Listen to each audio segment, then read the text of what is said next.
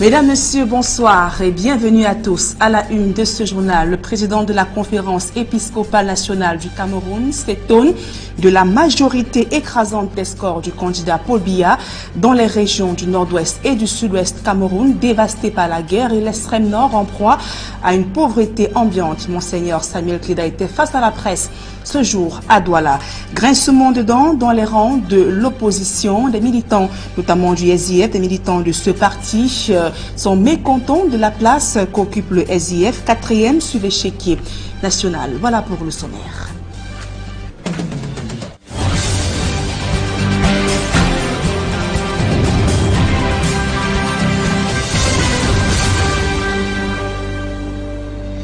Mesdames, Messieurs, une fois encore, bonsoir et merci d'honorer ce rendez-vous de l'information sur Equinox Télévision. Comment le candidat élu Paul Biya a-t-il réussi l'exploit de rafler une majorité écrasante des suffrages dans les régions dévastées par la guerre ainsi que la pauvreté?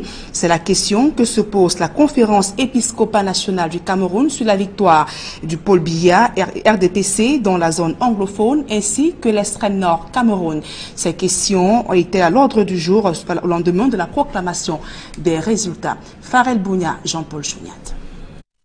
Au lendemain des résultats donnant le candidat Biya Paul, vainqueur de l'élection du 7 octobre dernier, l'Église catholique s'interroge sur les scores très élevés du RDPC à l'extrême nord du pays. La pauvreté est partout. Alors, quand on voit aujourd'hui que ces gens ont voté pour ceux qui les dirigent actuellement, 89%, il dit ça me pose sérieusement problème. Autre région où les scores fleuves du RDPC intriguent les prélats, c'est la zone anglophone, vidée de sa population, fuyant la guerre entre les forces de défense et les sécessionnistes. Au moment où on n'a pas pu faire campagne là-bas, parce que nous connaissons la situation de la crise, alors tous ces gens, ce pourcentage, je me pose la question, viennent d'où? Sur l'option du Conseil constitutionnel à avoir rejeté systématiquement les recours du SDF et du MRC, Samuel Kleda affirme que les requêtes des deux partis de l'opposition méritaient une attention particulière. Un slogan, l'expression rejetée, irrécevable, je crois que c'est irrécevable. Mais ce n'est que ça. Normalement, on devrait en tenir compte. La requête présentée par Joshua concernant la situation du Cameroun anglophone, la crise au Cameroun anglophone, mais je crois que ce sont des arguments solides parce que c'est là quand même il y a l'unité de notre pays. Selon l'homme de Dieu, le film du contentieux électoral présenté au monde entier doit faire l'objet d'une révision de fond en comble du code électoral. Il est bon de revoir le code électoral. Même s'il faut maintenant est-ce que Cabral a même déclaré officiellement que c'est l'opposition qui a gagné, qui a remporté cette élection.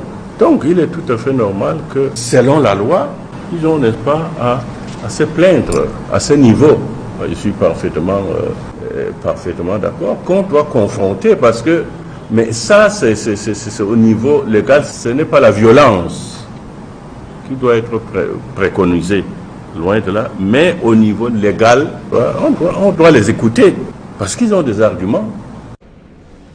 Et sur la militarisation des points chauds des grandes villes du pays, Monseigneur Samuel Kleda indique que cela traduit un malaise et un manque de sérénité au sein du pouvoir. Nous l'écoutons une fois de plus. On a l'impression que d'un moment à l'autre, le pays va être attaqué. Cela pose problème. Ça veut dire que nos dirigeants savent qu'il y a quelque chose qui ne va pas. Il vaut mieux prévenir. Si Au lendemain de la réélection de Paul Biya, on enregistre des messages de félicitations venant de plusieurs organisations et associations nationales, mais sur le plan international, des réactions sont plutôt timides et d'ailleurs rares. Georges Mitterrand et Eric Martial Ndiomo.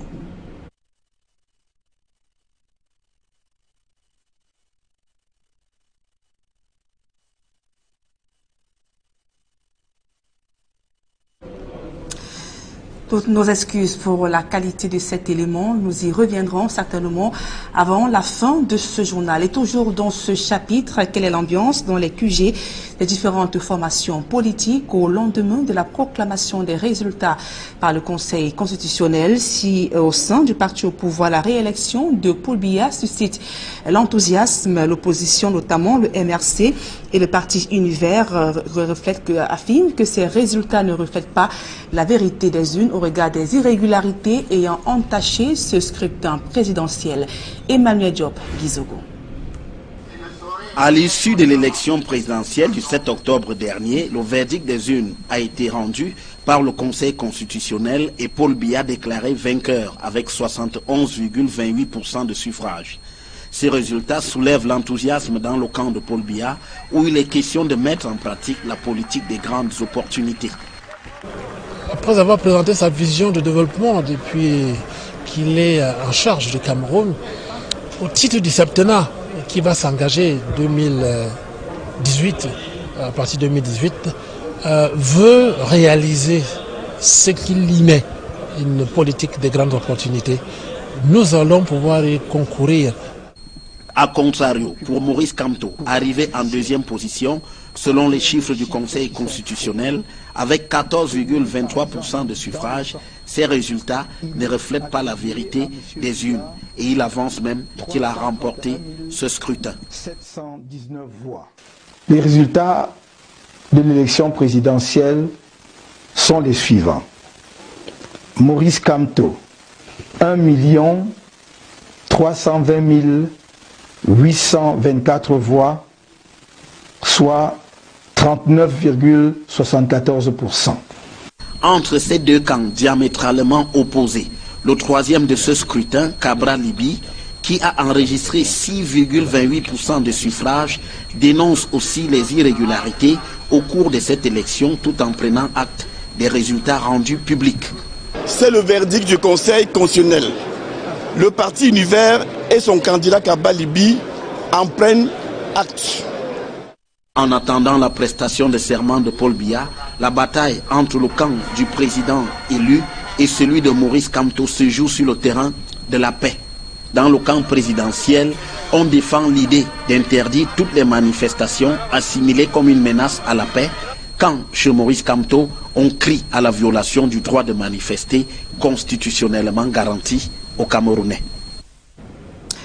Et des militants du SDF expriment leur déception après le score réalisé par le candidat à l'élection présidentielle. Ils affirment que le parti a été amputé d'une grande partie de son électorat dans les régions anglophones. Ces militants appellent à une mobilisation rapide pour relever la tête lors des prochaines échéances électorales au Cameroun. Le reportage de Mathilde Akemazou et Sylvestre Zangao.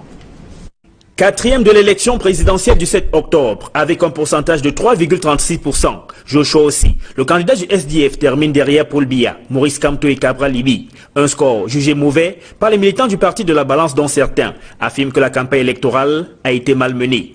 En réalité, notre parti a péché, notre candidat a péché. Et je reconnais que nous avons fait une très mauvaise campagne. Et en politique, ça paye cash. Nous avons été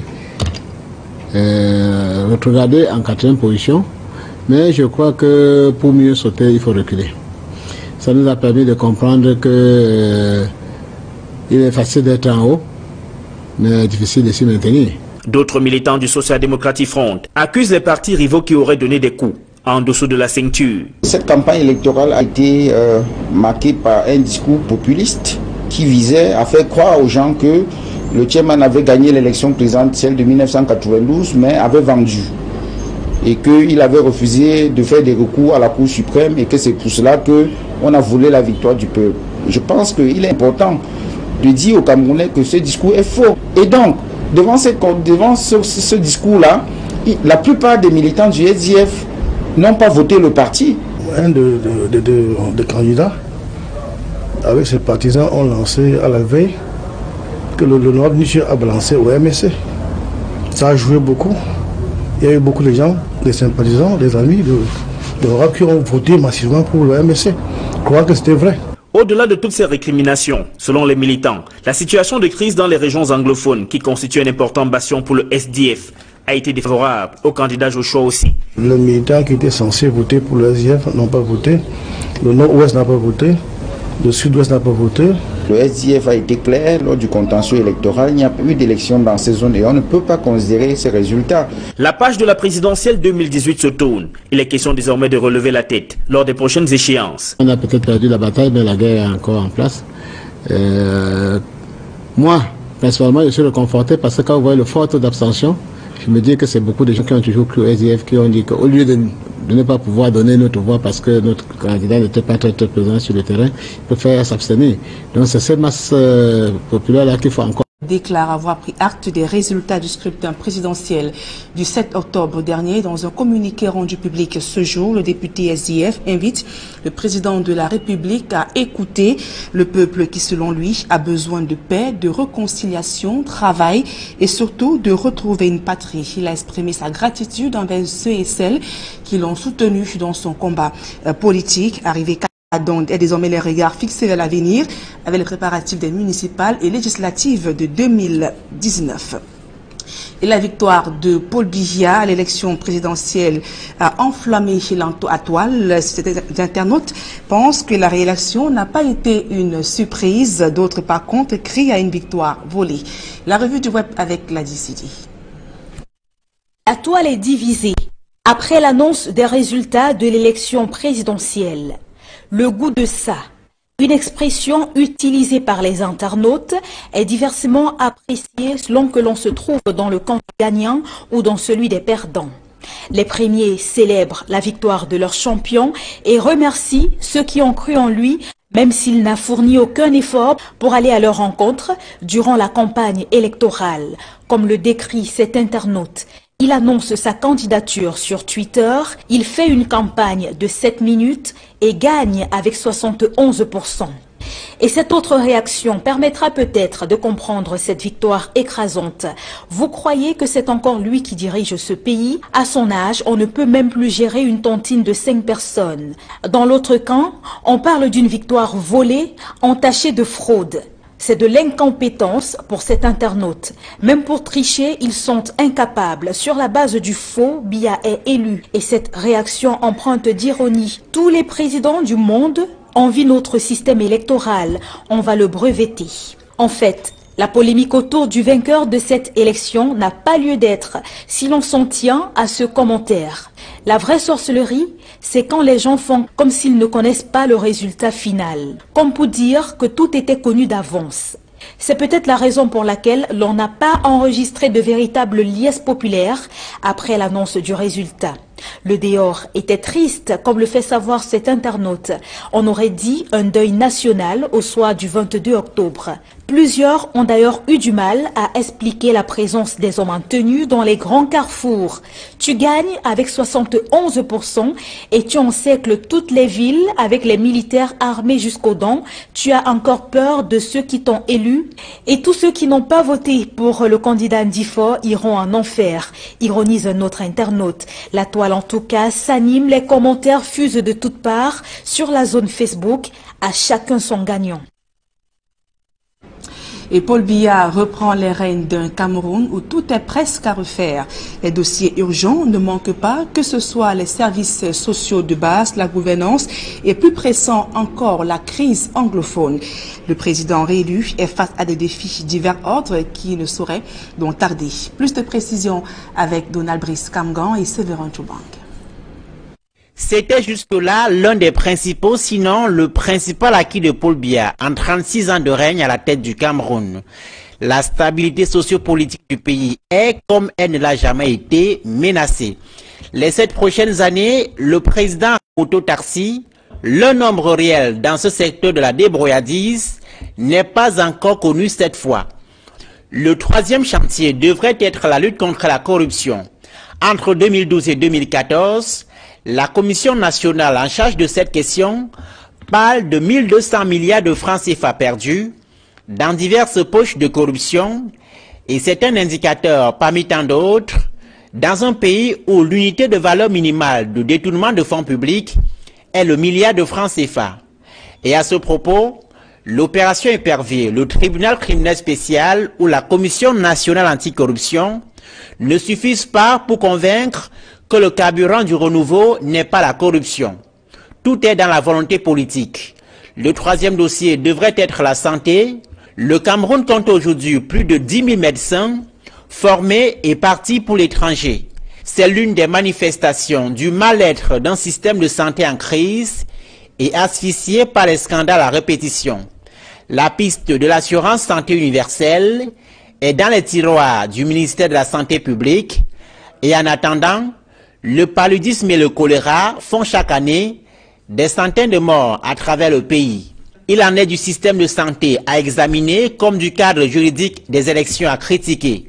Le code électoral et la constitution devraient être passés au scanner afin de répondre à l'impératif de l'équilibre dans le jeu électoral. Paul Biya voulait qu'on retienne de lui l'homme qui a porté la démocratie et la prospérité.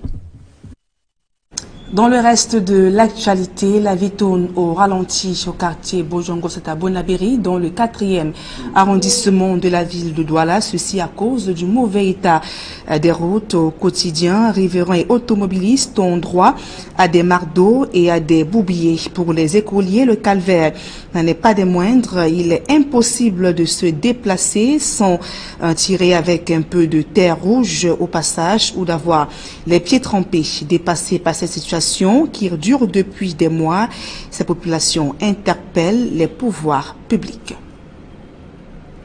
À présent, des publics reportages, campagne d'hygiène corporelle et salubrité en milieu scolaire. Les laboratoires Biopharma poursuivent leur action de sensibilisation auprès des élèves avec le savon Bartol. Reportage. Pour la 10e journée mondiale de lavage des mains, les laboratoires Biopharma ont une fois encore fait le tour de plusieurs établissements scolaires pour rappeler combien ce geste simple est la mesure d'hygiène la plus efficace pour prévenir la transmission des microbes à l'origine de nombreuses maladies. Et pour cela, rien de mieux que le savon Bactol ou le gel désinfectant Bactol des laboratoires Biopharma pour dire adieu aux bactéries. Alors, il s'agit savon Bactol. Nous pouvons laver nos cheveux, laver les mains avant le repas et après le repas. Dans une ambiance bon enfant, au collège Alfred Saker à Douala, tout comme au lycée bilingue de Yaoundé, l'équipe des laboratoires Biopharma sensibilise ses nombreux apprenants sur l'importance d'utiliser le savon Bactol pour une meilleure hygiène corporelle par des cas pratiques. Les mains bien mouillées, on va appliquer le savon Bactol. Le savon Bactol bien appliqué sur la main de l'élève dame, il va se frotter les mains en profondeur. Il va fermer la main droite pour gratter la paume de sa main gauche, pour se rassurer qu'il enlève la saleté en profondeur. Maintenant, dame est en train de rincer ses mains pour enlever complètement la mousse du savon Bactol. Alors, les mains bien rincées, dame va nous présenter ses mains. Regardez les mains d'une dame. C'est le même rituel au lycée bilingue de Baleng, dans la région de l'Ouest, ainsi qu'au lycée de Tchonchi-Golombe, dans la région du Nord. Cette initiative des laboratoires Biopharma est bien accueillie par les élèves et l'ensemble des encadreurs. Je remercie vraiment le laboratoire Biopharma pour le paquet qu'ils m'ont offert aujourd'hui et je suis très content. C'est un sentiment de satisfaction. Satisfaction chaque fois que nous avons l'occasion d'offrir à nos enfants un pan de leur éducation. Nous nous en réjouissons et nous voulons simplement remercier Biopharma qui est un partenaire de toujours. Du savon Bactol et du gel désinfectant Bactol a été distribué à tous ses élèves.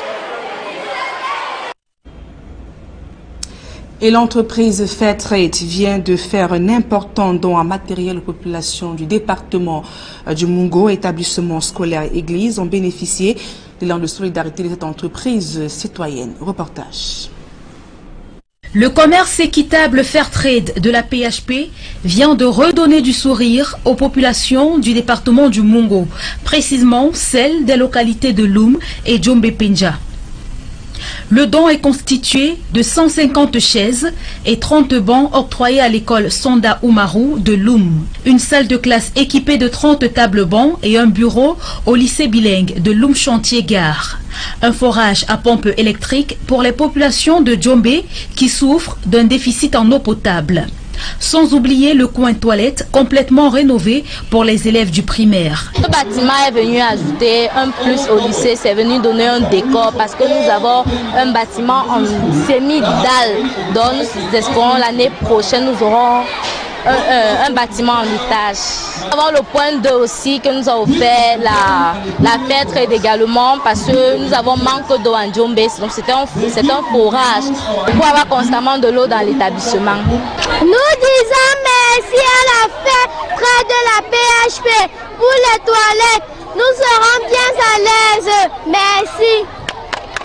Ce sont des éléments qui vont favoriser le plein épanouissement des apprenants dans leur cadre scolaire. Une difficulté de moins pour les différents responsables d'établissement.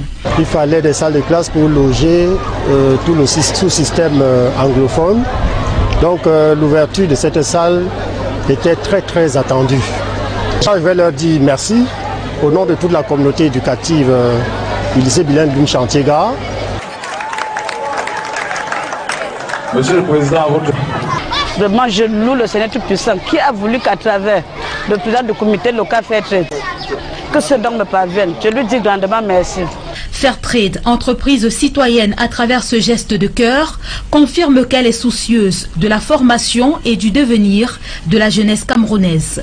Ce que nous voulons signifier à travers ces œuvres, c'est la citoyenneté de notre entreprise qui participe au développement.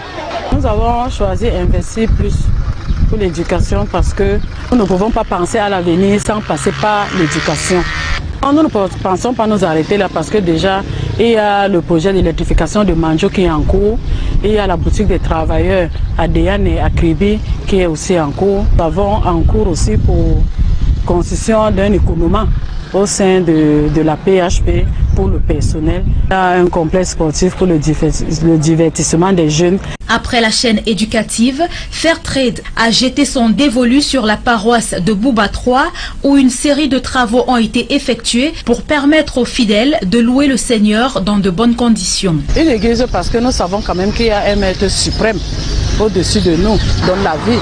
C'est lui qui nous permet d'aller travailler. C'est la raison pour laquelle nous avons pensé que nous devons au moins couvrir l'église en faisant la donation d'une toiture avec le carrelage de l'autel et le dallage du sol. Cela pourrait aider nous, population, nous, chrétiens, à prier qu'à travers cette prière, la paix reviendra au Cameroun.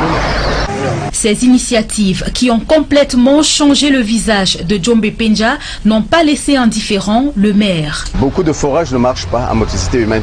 Franchement, un forage comme ce que la PHP vient de faire, c'est vraiment donner la vie à ces quartiers. Et tous les dimanches, imaginez-vous la messe qui se fait en plein air. Et les intempéries, que ce soit le soleil, les chrétiens sont sous le soleil. Si c'est la pluie, il n'y a pas messe du tout. Donc cette toiture était très nécessaire pour cette église de Bouba. Fairtrade de la PHP ne compte pas s'arrêter en si bon chemin. Elle compte dans le futur multiplier de pareilles initiatives dans d'autres villes. Comment bien gérer son entreprise? Cette thématique était au cœur des travaux de la Cameroun Women Business Association qui vient de clôturer ces séminaires de formation des femmes entrepreneurs. Objectif d'en faire émerger des femmes afin qu'elles deviennent de véritables actrices du développement au Cameroun. Reportage.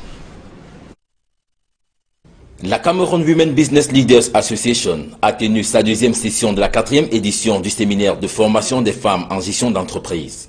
Initiée par Adélaïde Ngalem Yano, cette association vise à encourager les femmes entrepreneurs et fait éclore celles qui aspirent aux affaires.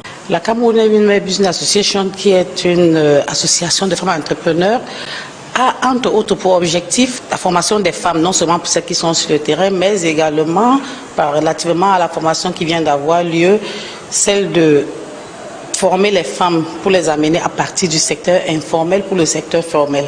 Pendant 2 jours, des femmes venues de différentes localités du pays ont été édifiées sur des modules qui doivent les aider à booster leur activité ou à se lancer. J'ai appris que créer une entreprise, c'est avoir du courage et puis de mettre sur pied un certain nombre de connaissances qu'on a reçues et puis c'est bon. Plus que motivée, je me sens reboostée parce que nous avons appris franchement à mettre sur pied une entreprise, une PME. Ça fait depuis 3 ans que j'ai un projet d'ouvrir ma petite structure, mais depuis je traîne le pas. Mais au sortir de ce séminaire, vraiment, d'ici l'année prochaine, ce serait plus les affaires que c'est sous l'oreiller. Ce serait vraiment concret. Une sorte de restitution de connaissances acquises a permis aux organisatrices de se rendre compte que les objectifs ont été atteints, de leur satisfaction. De plus en plus, chaque séminaire requiert énormément d'engouement. Et nous avons de plus en plus de personnes qui s'intéressent aux objectifs de la CWBLLA, qui est de rendre les femmes audibles et visibles à travers des formations, à travers une sensibilisation. Et aujourd'hui, on est en train de motiver ces femmes pour qu'elles créent des entreprises, mais aussi qu'elles renforcent les capacités de leurs entreprises. Donc nous pouvons être satisfaites. C'est tout sourire aux lèvres et à tour de rôle que chacune des participantes a reçu son parchemin de participation à cette formation. Elle en repart très satisfaite. At the end of the training, my impressions are very great because I think I attained my objectives, because I realized that from the weak points that I have, I need to use it to fix the objective and then bring out the action point. And following my action point, I'll be able to accomplish and to close all these gaps that I was having. Si l'association n'avait pas existé vraiment, il aurait fallu la créer. La Cameroon Women Business Leaders Association donne rendez-vous en 2019 pour d'autres séminaires de formation. Mesdames, Messieurs, c'est la fin de ce journal. Merci pour votre aimable attention. Dans un instant, le débrief du journal avec les invités sur le plateau d'Equinox Soir, c'est Alain Otto. Voilà, Monseigneur Samuel Clédin, archevêque métropolitain de la ville de Douala, vide son sac au lendemain de l'audience de proclamation des résultats de la présidentielle du 7 octobre dernier. Puis également, en deuxième partie, on va également voir ce que pensent certains militants du Social Democratic Front au lendemain de la débâcle de leur candidat Joshua Nabangui aussi. Bonsoir Nadine Yambou. Bonne soirée à vous Saint-Jean Otto ainsi qu'à vos invités. Voilà, madame, monsieur, dans un instant, le débrief toujours en compagnie des 4 invités qui nous ont fait l'honneur d'être là ce soir.